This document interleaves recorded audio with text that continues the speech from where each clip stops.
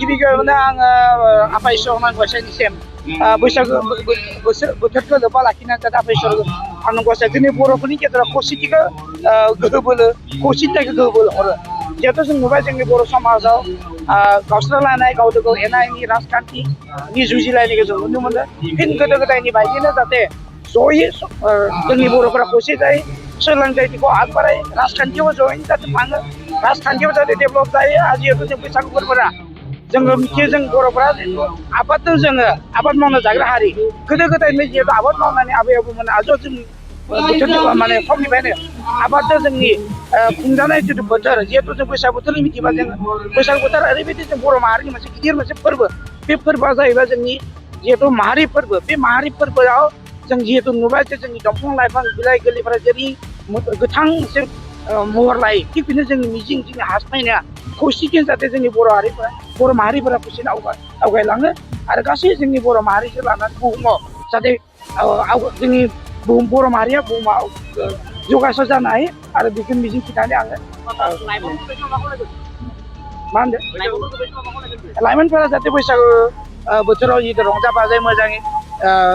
हेगार हरनांगौ जिहेतु जोंनि बर' माहारिया जितु दामजु आगजुखौ लानानै जों मोसानांगौ जाहाथे फेग्रा मुवा बेसादफोरखौ लाया आरो नोजोर बोनांगौ जे जोंनि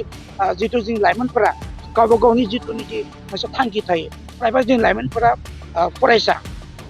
सोरबा बायदिया मास्टार डिग्रि लानानै इउनिभार्सिटियाव दङ सोरबा बायदिया डिग्रियाव फरायगासिनो सोरबा बायदिया हाई सेकेन्डारियाव फरायगासिनो सोरबा बायदिया मेट्रिक आनजाद होखांबाय दासो आरो सोरबा बायदिया 9, 10 बिदिनो गुबुन गुबुन फरायसालियाव फरायगासिनो दङ बिथांमोना जाहाथे बेखौ आब्रुथिनि गेजेरजों बैसागु बोथोरखौ मोजाङै बारग'यै जाहाथे नांलाय खमलाय जाया गामियाव जाहाथे जोंनि अनलायलायै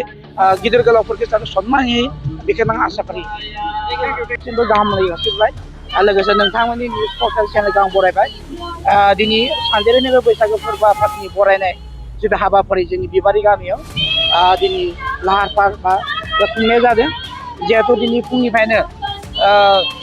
जोंहा मोसौ थुखैनाय गिबि हाबाफारिनिफ्राय लानानै फिरफिला बिरहोनाय माहारि फिरफिला बिरहोनाय हाबाफारि आरो लोगोसे जोंनि बैसागु आफादनि जितु फिरफिला बिरहोनाय हाबाफारि आरो लोगोसे 136 डक्टर भीमराव आम्बेडकारनि जोनोम सानखौ फालिनाय जादों आरो बे फालिनाय हाबाफारियावनो जोंनि BKWSनि CM गिबि बिबार बावजेननाय हाबाफारियाव जोंहा मिनिस्टार बसुमतारी सारा दिनै बाहागो लायो आरो जोंनि बैसागुनि जितु फिरफिला बिरहोनाय जोंनि मानिजाथाव मानगोनां जोंनि सानजेर बैसागु आफादनि आफादगिरि लोगोसे दैदेनगिरि आरो जोंनि माहारि आफादनि जेरै एबसु बड' साहित्य सभा आबोब थिग बिदिनो खौसेथि बर' सुबुं आफाद हारिमु आफाद आरो धोरोम आफादनि फिरफिला बिरहोनाय जादों आरो बे फिरफिला बिरहोनाय जोबनाय लोगो लोगो जोंनि गेवलां मेल दसे जाना थांदों आरो गेवलां मेलाव जोंहा आलासि बायदि जोंहा डक्टर रनु गय बिथां सिमेन्ट फरायसालिमानि एस'सियेट प्रफेसार बिथांखौ जोङो हांख्रायनाय जादों आरो बुंथिगिरि हिसाबै जों मोननो हादों जों खौसेथि बर' सुबुं आफाद मिरुनि मानगोनां मनरन्जन बसुमतारी सारखौ आरो जोंहा अरुणाचलनिफ्रायबो नेना कादु बिथां अरुणाचल प्रदेश गुदि इउनियननि बोसोनगिरि बिथाङाबो जोंनाव नुजाथिफैनो हादों आरो गासै माहारि आफादजों लानानै रायजो राजा दिनै गाजा गोमजायै